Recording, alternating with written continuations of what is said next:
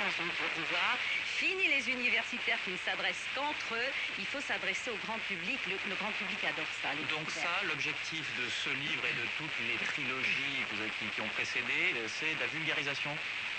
On peut dire ça, mais j'espère de la bonne, la bonne vulgarisation, j'espère, oui. Oui, c'est-à-dire qu'en lisant finalement tous vos bouquins, tout ce que vous avez sorti, on devient absolument implacable. Enfin, les 65, peut-être pas, je ne vais pas quand même conseiller les 65, mais enfin, si on en lit quelques-uns, on essaye oui, on comprend un peu mieux peut-être la civilisation antique. Mais comment vous faites pour produire autant? Parce que ça fait beaucoup de livres. C'est pas énorme, parce qu'en fait, j'ai un gros défaut, c'est je suis une maniaque de l'écriture, donc j'écris tous les jours, et comme j'écris depuis l'âge de 10 ans, j'ai sorti mon premier bouquin, je devais avoir 14 ans par là, donc c'est pas, finalement, c'est pas si énorme. Tout écrit entre 14 et 25 ans. Donc elle sort plus rien en fait. Et depuis elle est en promo, elle tourne. J'ai tout dans les tiroirs, et puis en fait, voilà, je me balade, et je vais avec David, voilà, voir ses concerts. Ouais. Et en plus, il est vrai que votre CV, Violaine Vanoyek, est impressionnant, puisque vous êtes helléniste, latiniste, égyptologue, consultante, professeur de littérature, et j'en oublie, vous courez au surmenage là, non?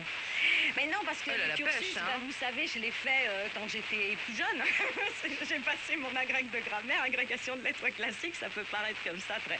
Et puis maintenant, comme dit David, je me repose sur mes acquis. Non, je vais fouiller sur place, et vraiment, je vous assure que partir comme ça pour répondre à des mystères, des grands mystères, des grandes questions du passé, c'est vraiment passionnant. Il se trouve que David Hallyday s'intéresse beaucoup à l'Égypte ancienne. Est-ce que vous découvrez encore des choses après tant d'années de recherche? Est-ce qu'il y a toujours des choses qui vous... pardon, excusez-moi, Non, ne vous excusez pas, je vous en prie. Oui, qui suscite la passion. À chaque fois que j'y vais, il y a quelque chose qui se passe. C'est absolument incroyable. Quelque chose qui surprend, qui les tient, je sais. Mais bien sûr, là par exemple, deux choses, parce que sinon on n'en finirait pas. Mais là, on vient de redécouvrir dans la vallée des rois des objets ayant appartenu à Néfertiti. On se dit, tiens, Néfertiti, on a perdu son corps depuis des années, on ne sait pas où il est. Peut-être que finalement on l'a, et peut-être qu'elle a été enterrée dans la vallée des rois. Donc c'est intéressant d'y retourner pour analyser ces objets, puis voir si finalement ça tombe vraiment dans la vallée des rois. Bon, la mort de Toutankhamon, on ne savait pas s'il était assassiné ou pas. Moi, je pense qu'il a été assassiné au regard de toutes les radios qu'on a fait scanner depuis. Bon, voilà, ça remet en cause donc l'histoire et essayer de mieux la comprendre. Et ce qui m'intéresse beaucoup aussi, c'est l'histoire qu'on appelle comparative, c'est-à-dire l'Égypte, c'est bien, mais voir comment les Égyptiens fonctionnaient, entre guillemets, avec les autres peuples à l'époque, et ce qu'ils se sont apportés les uns les autres, niveau religieux, culturel. D'ailleurs, Ramsès Ier, c'était, on va dire, par rapport à une époque biblique, il rencontre qui? Alors, Ramsès Ier, il rencontre personne. Il y a simplement, c'est vrai que non, parce que c'est Ramsès II, on a beaucoup écrit sur l'Exode, etc. D'ailleurs, entre parenthèses, petite anecdote à ce sujet-là, moi je reviens du Sinaï où j'ai travaillé justement avec des grands universitaires de Tel Aviv qui fouillent depuis 15 ans pour trouver une trace de l'Exode dans le Sinaï. Pour l'instant, malheureusement, on n'a ni écrit ni trace historique. Voilà, donc ça reste pour l'instant très hypothétique tout ce qui s'est passé au Sinaï. Mais Ramsès Ier, c'est juste la fin donc de la 18e dynastie. On rentre dans l'époque des Ramsès, dans la grande époque des Ramsès. Et Ramsès Ier, il a gouverné que 2 ans. Mais ce qui est intéressant, c'est de savoir que c'est une pièce rapportée. Il n'a pas de sang royal dans les veines. Mais comme le prédécesseur était un grand général, le pharaon qui précédait un grand général, il s'est dit, tiens, celui-ci c'est un bon soldat, je vais le mettre sur le trône. Et en fait, c'est un simple soldat, c'est même pas un scribe. C'est un roturier. C'est un fils de soldat et de chanteuse. C'est pas grand-chose. Ouais. Mais c'est bien parce que finalement, c'est de voir son ascension et sa volonté, en fait, de conserver l'Égypte telle qu'elle était quand il l'a reçue, quoi.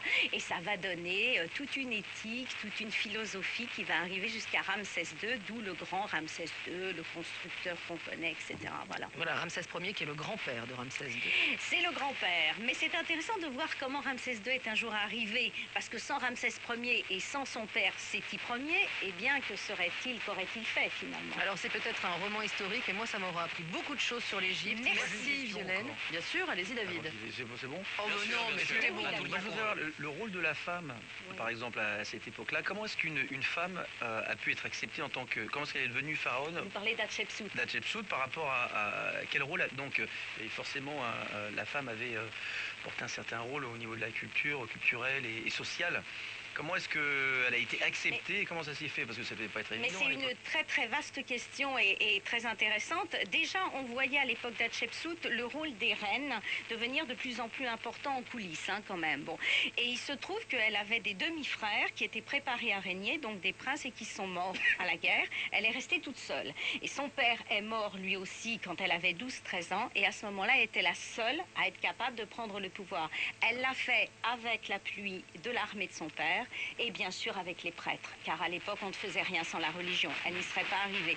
Mais enfin, elle a gardé le pouvoir pendant 22 ans et donc c'est extraordinaire, avec un pays en paix, alors que l'Égypte était menacée. Oui, mais quand même, quand on retrouve aujourd'hui des descriptions de cette pharaone, elle a quand même une petite barbe et elle est habillée en homme. Elle s'est habillée postérieurement en homme avec une barbe postiche et un pagne effectivement masculin. Mais je vous le garantis, j'ai retrouvé des textes d'Hatshepsut avec des désinences féminines, c'était une femme. Hatshepsut, Ramsès et Tutti Quanti, donc dans ce livre de Violaine Vanoyek chez Michel Lafon, Ramsès, un étrange destin.